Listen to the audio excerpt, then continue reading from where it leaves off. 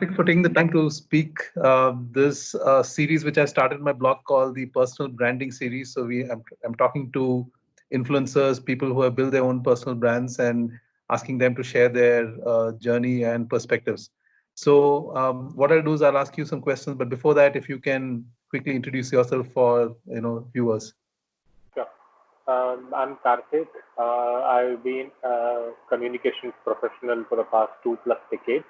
I've been on both the agency side, which is PR, advertising, digital marketing, and the client side, uh, handling communications, marketing, and PR all across my career. And in the past 2 years, I've been on my own. I have quit full-time employment because I was way too bored with full-time employment because it wasn't allowing me to function in my own timeline, but it forced me to function in the city's timeline basically. So I thought, let me try this out, and it's Okay. going quite well so far. And you authored a book recently. So how's it doing? Be Social. So how's that received? Yeah, that was released mid last year. It did very, very well. But obviously, I mean, like print books have a much smaller sales cycle these days. I mean, maximum itself for about 6 to 7 or 8 months, and then it's only an incremental sale on that. So initially, it went very, very well. Obviously, everybody's talking. Now, occasionally, I get about 2 or 3 pings a week saying, I got your book during the lockdown. It's very useful. So that's Great. All right. So, Karthik, what, according to you, is personal branding? So, if you were to kind of define that, how would you define it? Yeah, let me probably start with what it is not, because most people think it is about having a rate card and you being an influencer and then talking about other brands and making money through your personal brand. That's what people think is a personal brand. Yeah. But I would probably argue, which I've argued more extensively in the book, is the fact that it is not about all those things. Those are incidental things that may or may not happen. The the I mean, the way I would probably define personal brand is your personal reputation. There is a famous quote by Jeff Bezos which says that your personal brand is what people say when you leave the room. Mm. So, I mean, like when you left the room and people are actually talking about you behind, that is Right. your personal brand. In fact, there is a famous uh, conversation, I mean, like between people saying that, do you know this person? And then a third person says only by reputation. That's Mhm. actually a famous line that people use saying only by reputation. I mean, the fact that they don't know that person personally that they have met, Right. but only know by reputation, Got that it. reputation is personal brand. That is Got it. something that you can control with a Mhm. lot of tangibles and intangibles and a lot of specific work that goes. Got it. Okay. I'm just making notes as well as we go along. So, in terms of, I mean, of course, you do consider yourself, and a lot of people around you consider you as a personal brand. But how do you know that, how do you know it for yourself? So, what are those signs which tell you, yes, I am valued as a personal brand? Yeah. Um, so per se, personal brand, I don't think has any value. I mean, you can't actually quantify the value of personal brand unless you actively go ahead and try something out with it. Right. Without the trial, there is absolutely no value at all. For instance, a simple influencer case example, if they Hmm. have a rate card and brands come to that person again and then saying, can you talk about my brand? I'll pay you X. That is Right. actually a tangible way to measure that person's personal brand. Yes, saying it Got it. works because that company or agency is coming to that person and you're Right. able to make something out of it. It need not be always something like based on financial incentives. It can be other things. For instance, if a media person comes and asks you a quote on some topic, Hmm. it means that the media person's mind is set that you are well known for that one particular topic or a few topics. For instance, Got it. you are known well for employee communications and internal communication. And Right. and and the fact that that has happened not just because of your work, but because of you being vocal about what you do also. It's not just Got it. about your work, it's about being vocal also. And the Okay. more you're vocal, a journalist, when they are trying to frame a story on internal comms, they would Hmm. think, who do I speak to about internal comms? Okay, Anish, she seems like a good person. Let me call Got that it. person. Do I have his number or how do I get his number? That is Got how it. personal brand works at a tangible manner. Hmm. So most people don't even put that into a test saying, do I have a personal brand, whether it's working or not? I actually put it into test when so when I actually quit my full-time job to see whether it Right. works or not. So far, Okay. it's been working very, very well. Great. Okay. Okay, great. And so when you, I mean, if you were to reflect on your journey, was it like a conscious effort? So did you go, how did you go about building or establishing those foundations of a personal brand? Right. So interestingly, for the first decade or so of my working career, Mhm. I had actually built a personal brand on a completely unrelated topic to my profession, which is on Okay. communication. So I had actually built a personal brand on music and music reviews and things around music plagiarism. Right. And I've been blogging on music and those topics for the past 15 20 years now, Got actually. it. And the fact that I have absolutely zero training on music, everything is just curiosity based information and knowledge. There is Okay. no training, no formal training of any instrument for singing, nothing at all. Something I'm just passionately interested in music is the only calling card that I have. But Sure. now it's not just passion and curiosity alone, but a bank of work that I have actually put together online for the past 20 years. That Mm. also adds to that reputation, saying, okay, this person says himself that he has no training, but he Mm. seems so passionate because there is a 20-year-old body of work online that I can Correct. go back to and check, saying, oh my God, he's really Correct. interested. I can see that Right. for a fact. So Yeah. that is actually the personal brand that I built in the first part of my career. I've never consciously thought of building a personal brand on my communications career at all, which came much later, literally in the last probably 7 or 8 years, once I started blogging about communications, PR, and marketing. So that was a very conscious effort. It was literally building towards, I want to quit at some point. I want to do things on my own. What can I fall back upon? The only thing is my own reputation that I can build towards that. So I actually started blogging very regularly. In the past 2 years, I've been blogging every single weekday.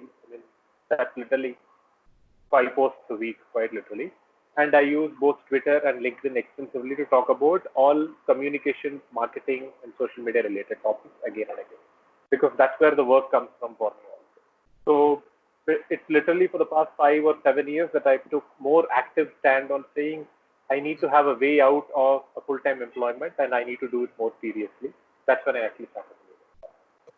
And so, according to you, what are some of those key attributes of a personal brand? So, if you were to look at your brand, so how would you call out those key attributes which people can relate to?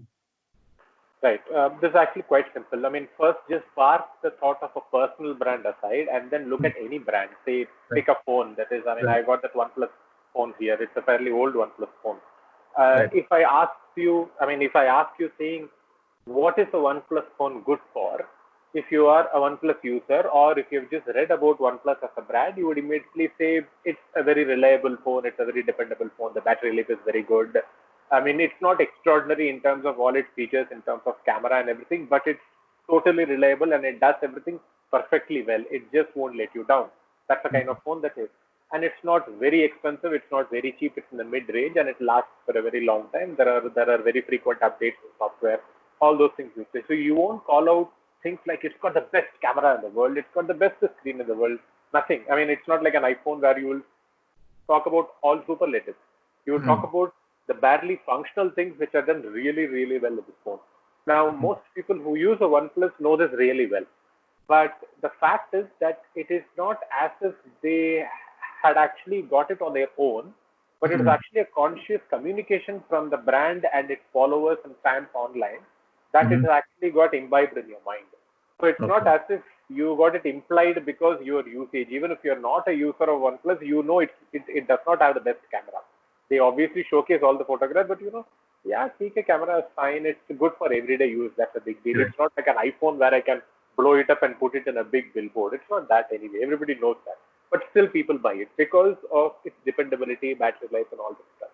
So Hmm. that is the attribute of a brand that has been hammered onto you through multiple media, through social media, marketing, TV Okay. campaigns, print campaigns, PR, press releases, everything. There are so many touch points that you interact with, and it's been Yeah. hammered.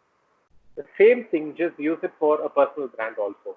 You Hmm. start with what do you want people to know about you if Hmm. they had only 5 to 10 seconds of their life to actually spend on you, which is the time they spend on your bio on Twitter, which is time they spend on your bio on LinkedIn. That's Hmm. about so in that time frame, what would you want people to credibly know about you? Not just throw Hmm. words at them, Hmm. credibly saying that okay, he says he is that. Is there a way that I can get it proved? Okay, there is a link here. Oh, it goes. Oh, he's been blogging for 10 years. Okay, fine. He may be what he's saying. So that Mm. is basically the starting point, actually. And that is what everybody needs to build. And that's what I've also built, basically. And I have a few topics which are all, I mean, like very communications, marketing, PR, social media Mm. related topics. And I generally talk only about those topics again and again. Okay. And the more I do it, the more people seem to think, yeah, he seems to know about this topic. Okay. So what you're saying is that you need to focus on a certain set of things and do that over time and do it consistently well. Is that what you're saying? Yes, correct, correct. So there are actually three steps to look at this thing. It's actually called define, demonstrate, and defend, basically. So first is Okay. define what you want to be known for, and this is literally the definition of. The fact is that you need to actually define yourself not inside out but outside in. Got What it. would you want people to know about you if they had Mm. only 10 seconds of their life?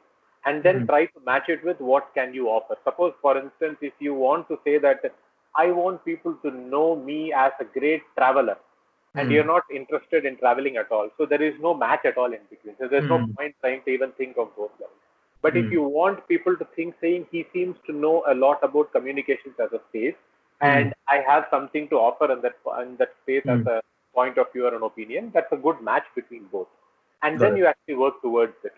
So basically, the first thing is define what you want to be known for in the set of people, and then Right. try to look at inward, saying what do I have to offer to bolster credibility on those topics. That's the first Right. part. That's the Right. definition part. In Right. that definition, don't stick to just one narrow topic, saying communication is the only one, because I need to expand the topic so that I can get into more like advertising or marketing or social media or Mm. PR. And there are so many topics within communication spectrum. Right. So I try to expand on those topics. Then there are other ancillary topics which are not professional based. For Right. instance, parenting is something that I write about a lot because I got Okay. two kids and I always write about my experiences with them. Got it. Music is of course a topic that I keep talking about again and again. So those are kind of topics. And just like brands have a say on topical things that are happening in the world immediately, I also have some topical things. For instance, one of my topics is speaking truth to power. Mm. Is there something wrong that's happening from people who are powerful? Is there something that I can say in a more fact-based, non-emotional manner, saying that is wrong? That's Mm. something that I keep going back to again and again. And that's the Got it. topical thing. It's almost like a brand having a say on a very topical day. I mean, like today is Independence Day, and we need to have something to do with Independence Day because everybody is talking about it. So it's a very simple thing, basically, because everybody is talking about it. What can I say differently and more fact-based and less emotion-based to Right. add to that mix, which can actually stand out from my point of view? Got it. So that is actually the definition part.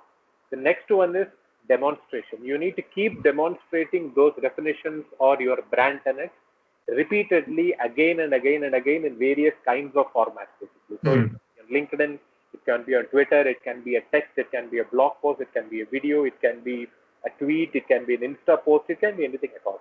Mm. But to do the demonstration, you Mm. probably need to read 10x more than what you know, Mm. because you know only limit. I mean, we all know only Mm. very small things in this world. The more Mm. you read, the more you can actually know. This is actually a quote from a famous book, actually. It says, the more you know, the more you can know, which is so Mm. very true, actually. The more you read, it just opens up Mm. your mind, saying so many ways that you can think in terms of perspective.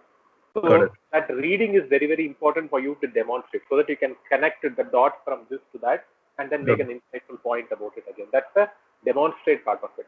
The third Sure. one, defend. The fact is that people would try to poke their hands into saying, no, that doesn't sound right. What you're saying is wrong. So then you need to Mm. get into that argument, try to actually put your perspective out. I mean, it's Mm. not with an aim to win that argument because you can never Mm. win an argument online at all. At least offline, you can slap the person and win in the end, but Right. online, you can never win. There is no end point to an argument. But at least if you are able to put your points coherently and clearly in the argument, people would actually read that argument and form an opinion about you. So that Mm. is actually the defend part.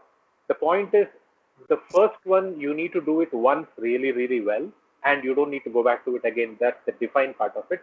But the Mm. demonstration and defense, you need to do it almost on an everyday basis. So it's a task that you need to take on to it every day. And Got it. that actually builds your brand over a period of time. Great, great. That's a fantastic approach you have suggested. So, in your based on your observations, your learnings, who according to you is a personal brand around you that you see? So, who's that you kind of call out? So I would probably call out somebody very popular in the first level. For instance, somebody like Anand Mahindra, about whom I have an entire chapter in my book. He is Mm, actually a fantastic personal brand, but you can easily argue saying, come on, he's Anand Mahindra. I mm, mean, he's actually the chairman of a $16 billion company. I mean, mm, he's been a personal brand long before he tried being a personal brand anyway. I mean, he's a brand, I mean, like since he was born anyway. So mm, you can't call him at all. But again, the point is that he's one of the very few CXOs in India and the world mm, who has such a legendary following on Twitter. I mean, and the fact is that he is available only on Twitter.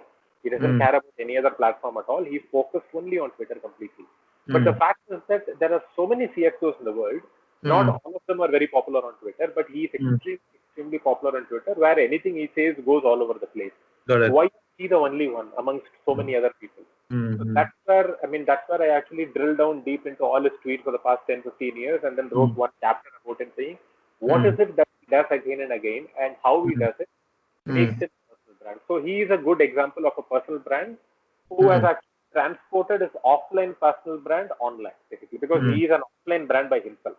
Right, Based on who he is. But he has right. also been able to transport that to an online world through Twitter.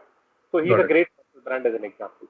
Okay. But apart from famous people, look Mm-hmm. at non-conventionally famous people. For instance, I'll give you a recent example of Krish Ashok. I don't know if you follow Krish Ashok on Twitter. He's Sorry, from no, I didn't catch that name. Krish Ashok. Krish Krishna. Ashok. This Okay. is Krish Ashok. And he is from Chennai. He works with TCS. Mm-hmm. He has actually recently signed a book deal with Penguin for a cookbook. Okay. And you'd be wondering, he works in TCS. How did he sign a deal with cookbook? A deal Mm, for a cookbook on Penguin. So mm, people who follow him on Twitter know exactly well why he signed a cookbook deal with Penguin. Because he's one of the passionate cooks and he writes about food science so very often. In okay. spite of the fact that that's not his day job at all. I mean, you would expect him to be a chef, but he's not a chef. He's a Mm, home and he actually cooks for his entire family. He's been okay. putting a thread of what he cooked that day, this evening, since February 2016. And the thread still runs basically what he has cooked. In fact, in the past 21 days of the lockdown, he's been cooking every single day elaborate meals for the family, and he's been experiencing all those things on Twitter. He's been sharing everything on Twitter. Okay. And it's no wonder that he has actually signed a cookbook deal with Penguin. Great. That is a fantastic example of personal brand. It may Mm, not be that he actively sat down to define that I want people to know about my cooking skills, mm, but because he's so passionate about the topic, it comes out so very often in his online talks, and then mm, people automatically associate, oh, that guy who's in Chennai who works with TCS, he's also mm. passionately interested in cooking. Oh Got yeah, it. Krishna. That's where it comes to. So he's a great example of a personal brand, basically. Another Fantastic. example I would Yeah. say, You had some yeah, other example? yeah, there is one more. Sure. There's a guy named Dipta Kirti, Mhm. who Could was you repeat that written again? The name? Dipta Kirti, Dipta Kirti, D I Okay. P T A K I R T I, Dipta Kirti. Okay. He's Okay. on Twitter. He's quite active on Twitter. Okay. He's a marketing head at Manipal, but Okay. he has written so many books about Bollywood trivia, Mm-hmm. and and all over again, you'd be wondering, saying he's the marketing head at Manipal, and Mm, how did he write so many books on Bollywood trivia? But that's his passion, literally. mm, And he actually took that passion into a book deal, and he has actually converted it into. So he has actually been talking about trivia for a very long time, mm, and then mm. he actually found a way to actually take it into a book and actually make it more solid in terms of personal science. Even though the fact that it is not his day job at all, his day job is just marketing, completely different at all. So these are very tangible examples of Got it. non-famous people in the offline world who have Mm, been able to make something out of their personal brand in spite of the fact that it's not their day job. It is actually very easy to convert your day job into a brand. It is mm. far more difficult to convert your passion, which is not your day job, into a personal brand. And these people have been able to do that quite successfully. That's great, great examples. I mean, I think, yeah, this is the kind of examples I would love to hear in terms of, what are, what are the non-conventional people out there who build brands. So in your journey, so I mean, I don't know if it's a reputation, but what steps did you take personally to arrive at So you mentioned that were passionate about music and you continue to be, you used to blog, but were there any specific steps, if you can, you know, probably Yeah. recollect? Absolutely. Absolutely. So I actually spoke about the define stage earlier. That's the Mm, most important step. I mm, literally sat down for about a week or two to okay. literally define what I want people to be knowing about me when they Okay. actually sample something about me online, when they Google me online, or when they check up on LinkedIn or Twitter or Facebook or whatever it is. What Mm, should people take away as a person about whom that they read about, basically? okay. And I am extremely conscious about that definition Mm, anytime and every time I say something online. It's almost mm, like performance, but I mm, don't mean it in a bad way. It's mm, actually performance which is calibrated towards my personal brand. I mean like the definition. And mm, if I actually think saying I want to say something, but it doesn't add to the list of the points that I have in my, I mm, mean, mm, mm, I actually give it a second thought. Should I really say this or not? Because it mm, doesn't add to it, then it's just a waste of my time and waste of people's time. Let me not mm. say this all completely.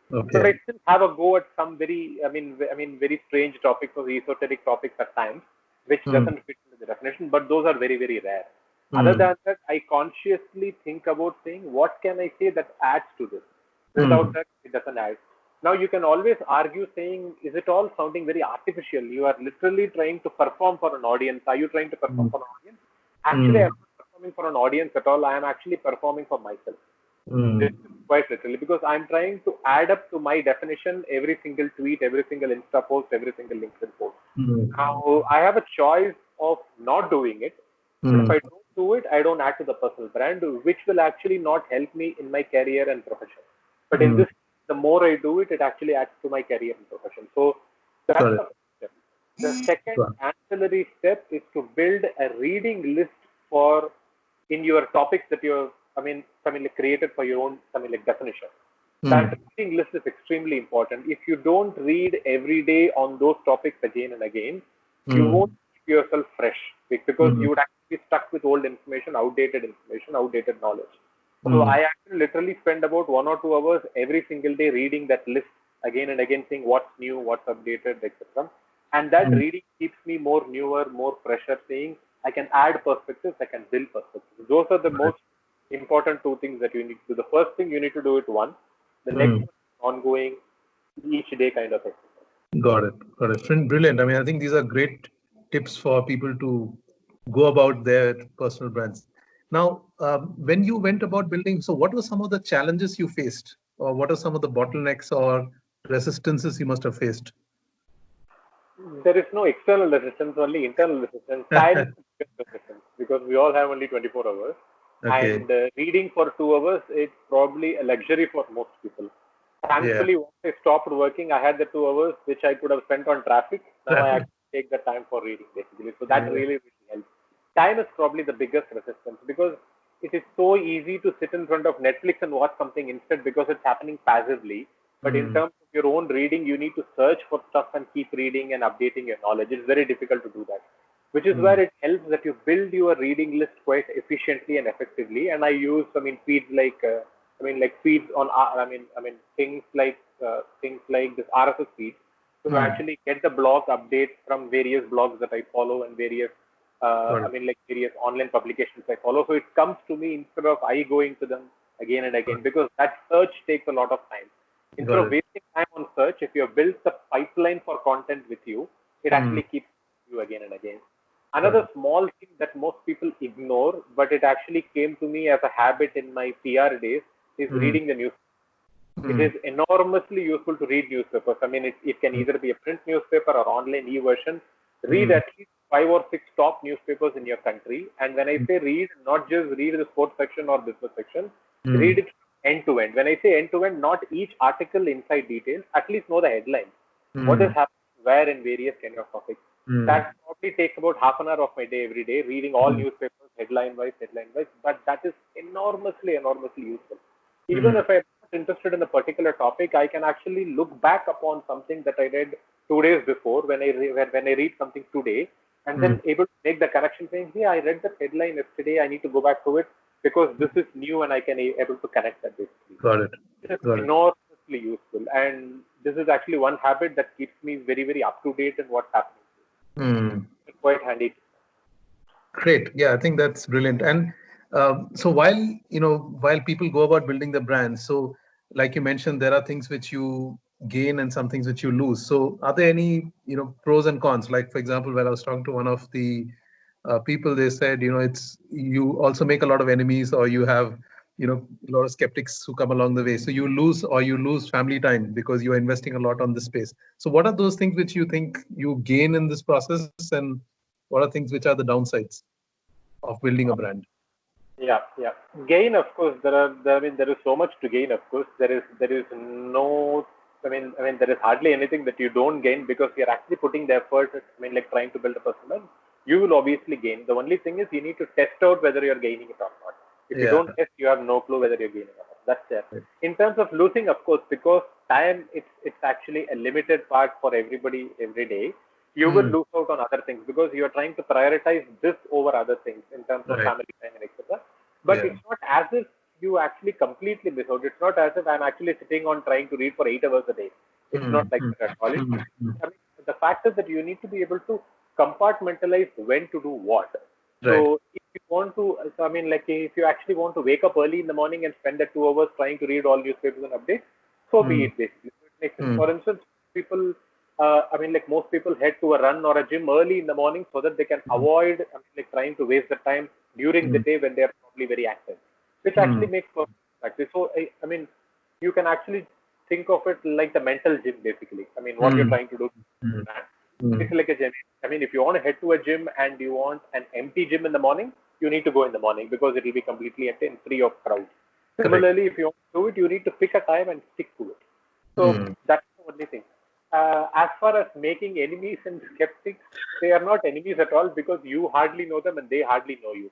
The right. fact is, they only think they know you because Yeah. of what you Yeah. say online, and that's something extremely powerful. You are actually making them think how they should think about you based Mm, on what you say online. And mm. that is not knowing you at all because, I mean, to actually know a person, you need to live with that person. Otherwise, you won't know that at all. Otherwise, you're just assuming and it's in your head thinking that, yeah, I know the person from his tweets, which Got is it. which is shallow because you hardly know the person. You are actually curating your life in a way that people form an opinion about you, which is Mm, very different from living your life on a 24/7 stream of video. Because then mm. people would make a lot more detailed assumptions about you based on what they see, even when you're not saying anything. But this one is a very controlled way of making people think about you. So I Correct. won't call them enemies or I mean like skeptics at all. They're just people on the road quite literally. That's it. Okay. And so if someone is starting from scratch, I mean, what is that one advice you would give him or her? First is define. Define what you want to be known for. That's the most because most people miss that out, and most people jump into Twitter and LinkedIn saying, "Let me say something today and get a lot of likes."